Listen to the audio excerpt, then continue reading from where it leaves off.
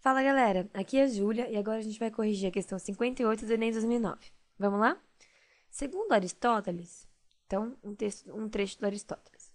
Na cidade com o melhor conjunto de normas e naquela dotada de homens absolutamente justos, os cidadãos não devem viver uma vida de trabalho trivial ou de negócios.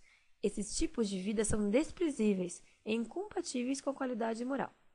Tampouco devem ser agricultores os aspirantes à cidadania, pois o lazer é indispensável ao desenvolvimento das qualidades morais e à prática das atividades políticas, certo? Então, no trechinho aqui, Aristóteles diz, né, a respeito, né, da cidadania, dos cidadãos, né, que se ele quer ser um cidadão num lugar assim, onde existe um conjunto de normas bom e homens justos, os cidadãos, eles não devem viver uma vida de trabalho, né? Nem de negócios, nem de agricultura, porque isso não é positivo, né? O lazer, ele é importante para que as pessoas desenvolvam as qualidades morais e políticas, certo? Então, para o Aristóteles, o trabalho não deve ser exercido pelos cidadãos, certo?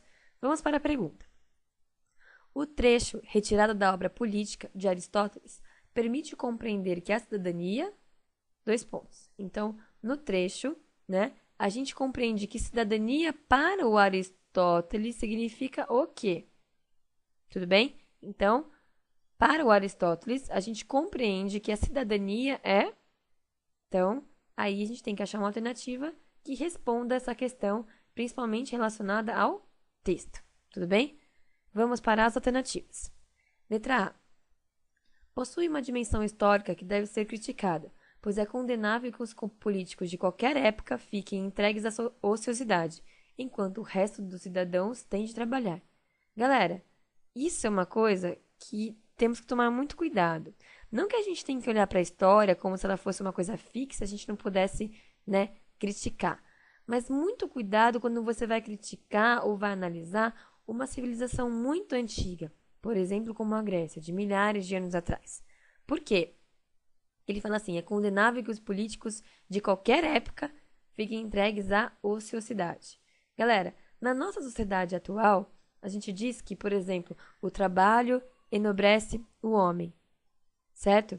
Então, é uma ideia de que o trabalho é positivo para o homem, certo?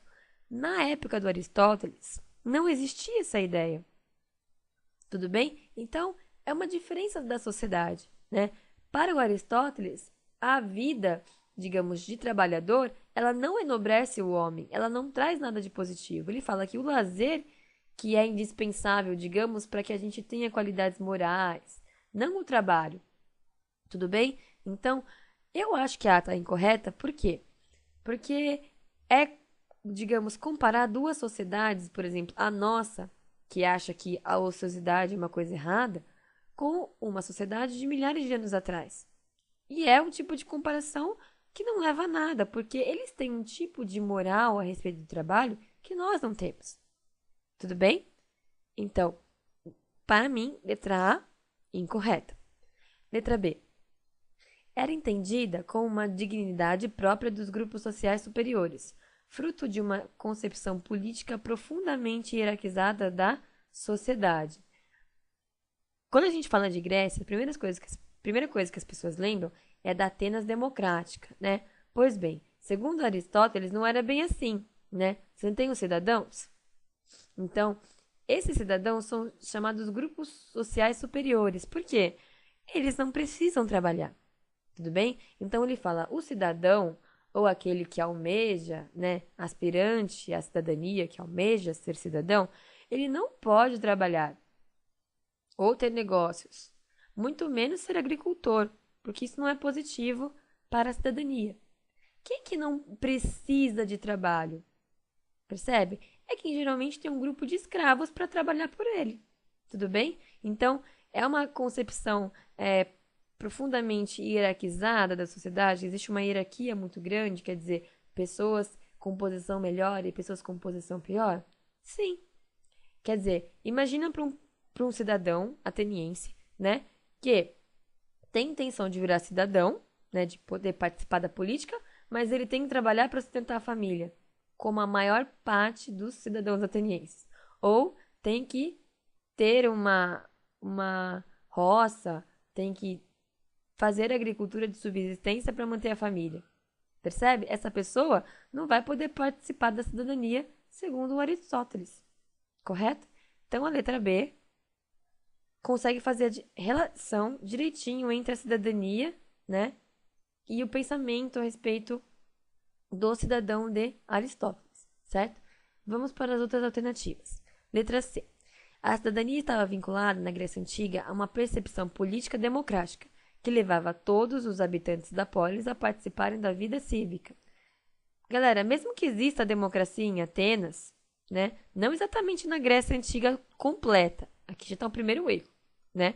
A democracia, ela acontece em algumas polis, não na Grécia Antiga completa, tudo bem? Mas mesmo que ela exista, aqui o Aristóteles está mostrando que na prática, mesmo que o cidadão seja maior de idade, seja ateniense, possa participar, se ele tem uma vida de trabalho, se ele tem que sustentar a família, digamos, com agricultura, ou trabalhando, ou tendo negócios, ele não vai conseguir participar efetivamente da política. Percebe? Então, eu sei que a gente sabe que na Atenas existe um período democrático, é importante, sim, mas a gente está se focando na ideia do Aristóteles. Percebe? O que ele acha da cidadania, certo? Então, a letra C, incorreta. Letra D. Tinha profundas conexões com a justiça, razão pela qual o tempo livre dos cidadãos deveria ser dedicado às atividades vinculadas aos tribunais. Em primeiro lugar, ele não fala de tribunais. Em segundo lugar, ele diz que que o lazer é essencial para o cidadão, é indispensável, porque é na época do lazer, no período do lazer, em que vai haver um desenvolvimento das qualidades morais, certo? Então, não é que o tempo livre o cidadão tem que se dedicar aos tribunais. Ele tem que se dedicar ao lazer, porque é assim que ele vai conseguir, digamos, construir uma atividade política. Tudo bem? Então, letra D, incorreta. Letra E. Vivida pelos atenienses era, de fato, restrita àqueles que se dedicavam à política e que tinham tempo para resolver os problemas da cidade. Galera, mesmo que na prática isso realmente ocorra, né? Quer dizer, pode participar da política só aqueles que realmente têm tempo, não é restrita àqueles que se dedicam à política. Então, você coloca pessoas, né, para se dedicarem à política. Todo cidadão pode participar. É que, segundo Aristóteles, é bom que esse cidadão não trabalhe e tenha um período de lazer para que ele consiga realmente se tornar um cidadão participante da política. Tudo bem? Então, não é restrita. Se, por exemplo, o agricultor quiser participar, ele pode. Segundo Aristóteles, não vai ser uma coisa tão positiva. Se ele quiser realmente, se esse agricultor realmente quiser se tornar um cidadão, é bom que ele não precise mais trabalhar na terra. Percebe? Mas ela não é restrita, não é apenas as pessoas que têm tempo. Tudo bem? Então, letra E, incorreta. Ficamos, então, com a letra B, que fala certinho a respeito das características, né, da época do Aristóteles. Essa ideia de pensar que as pessoas que, né, não têm trabalho, né, os cidadãos, se dedicam melhor à política quando eles não têm trabalho. Óbvio, se existe alguém que trabalhe por eles, é muito mais simples. Tudo bem? Então, uma sociedade hierarquizada, certo? Então, uma questão que mexe com filosofia, mas com uma boa interpretação de texto, dá pra gente conseguir achar a alternativa correta. Tudo bem, galera? Bons estudos e até mais!